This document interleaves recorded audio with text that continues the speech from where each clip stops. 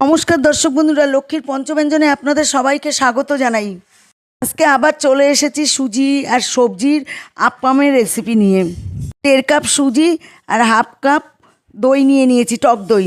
তারপরে একটু জল দিয়ে ভালো করে মেখে এর মধ্যে পেঁয়াজ, টমেটো, কাঁচা লঙ্কা, ধনেপাতা, স্বাদ অনুযায়ী মিষ্টি, লবণ সব দিয়ে ভালো করে মেখে কিছুক্ষণ রেখে এখানে আমি সাদা তেলের মধ্যে সর্ষে আর জিরে সম্বাদ দিয়ে দিলাম।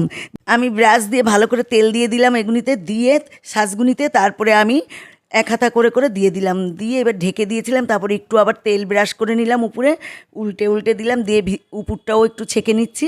দেখুন কি সুন্দর কালার এসছে। আর বেশ একটু শক্ত শক্ত না হলে ভালো লাগে না খেতে, খুব টেস্ট হয়েছে, তেও খুব সুন্দর হয়েছে। আপনারা বাড়িতে একবার ট্রাই করবেন। আশা করি ভিডিওটি আপনাদের ভালো লেগেছে। লাইক, শেয়ার, কমেন্ট করে দেওয়ার অনুরোধ রইল। আমার চ্যানেলে নতুন সদস্য হলে চ্যানেলটি অবশ্যই সাবস্ক্রাইব করে পাশে থাকবে।